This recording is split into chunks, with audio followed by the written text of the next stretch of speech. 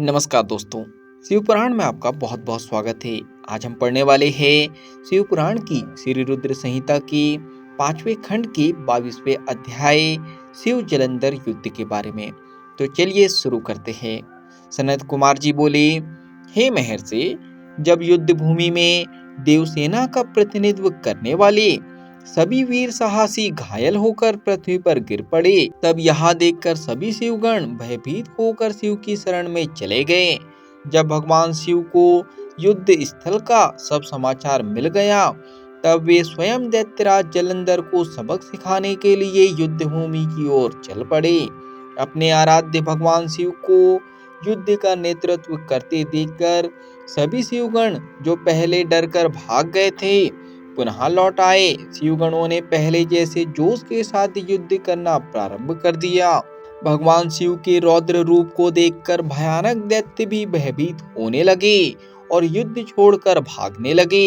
यह देखकर असुरों के स्वामी जलंधर को क्रोध आ गया। वह तीव्र गति से शिव जी की ओर दौड़ा। इस कार्य में शुंभ निशुंभ नामक सेनापतियों ने अपने स्वामी का साथ दिया। यह देखकर भगवान शिव ने प्रति उत्तर देते हुए जलंधर के बाणों को काट दिया। वे अपने धनुष से बाणों की वर्षा करने लगे। उन्होंने कई दैत्यों को फरसे से काट दिया। बलाहर और धस्मर जैसे भयानक राक्षसों को पल भर में मार गिराया। शिव जी का वाहन बैल भी अपने सिंगों के प्रहारों से सबको घायल करने लगा। तब यह देखकर जलंधर अपने सैनिकों को समझाने लगा कि वे ना डरे और युद्ध करते रहे। पर दैत्य सेना भगवान शिव से युद्ध करने को तैयार ही नहीं हो रही थी। क्रोधित जलंधर उन्हें ललकारने लगा। जलंधर ने अनेकों बाणों को एक साथ चलाकर उसमें भगवान शिव को बांधने का प्रयास किया, लेकिन वह सफल ना हो सका। भगवान शिव ने उसके सभी बाणों को काट दिया और उसके रथ की ध्वजा को भी नीचे गिरा दिया। असुरराज जलंधर के सभी बाणों को काटने के पश्चात भगवान शिव ने एक बाण मारकर जलंधर को घायल कर दिया और उसके धनुष को काट दिया। यह देखकर जलंधर ने युद्ध करने के लिए गदा उठा लिया।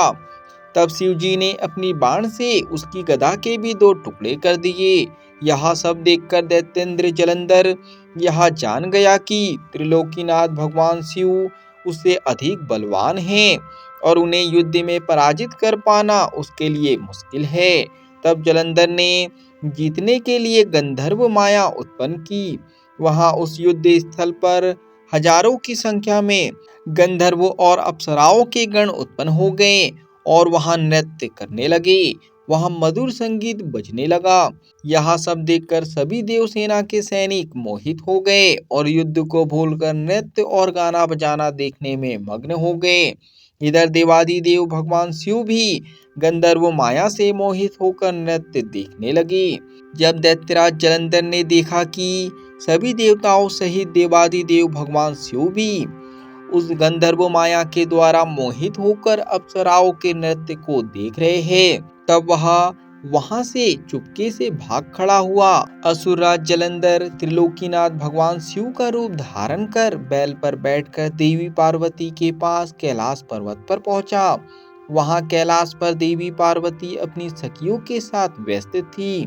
तब उन्होंने अपने पति भगवान शिव को आता देखा। तब उन्होंने अपनी सखियों को वहां से भेज दिया और स्वयं भगवान शिव के समीप आ गई। देवी पार्वती के अकृत्रिम सौंदर्य को देखकर जलंधर का मन विचलित हो उठा और वह उन्हें अपलक निहारने लगा। जलंधर के इस प्रकार के व्यवहार को देख पार्वती को यह समझते हुए देर नहीं लगी कि वह कोई बहुरूपिया है जो भगवान शिव का रूप धारण कर उन्हें ठगने आया है। यह विचार मन में आते ही देवी पार्वती वहां से अंतर्ध्यान हो गई। तब वे एक अन्य स्थान पर पहुंची और उन्होंने भगवान श्री हरि विष्णु का स्मरण करके उन्हें वहां बुलाया। विष्णु जी ने वहां पहुंचकर देवी को नमस्कार किया और उनसे प्रश्न किया कि क्या आप जलंधर के इस कार्य को जानते हैं? देवी पार्वती के इस प्रश्न को सुनकर श्री विष्णु ने हाथ जोड़ लिए और बोले, हे माता, आपकी क्या आज्ञा है? मैं उस दुष्ट को किस प्रकार का दंड दूं? तब देवी ने कहा कि आप जो उचित समझे वह करे। तब श्री विष्णु जलंधर को छलने के लिए उसके नगर की ओर चल दिए। यहाँ पर शिव पुराण का 22वां अध्याय समाप्त होता है। आज के लिए इतना ही। धन्यवाद। मिलते हैं अगले अध्याय में।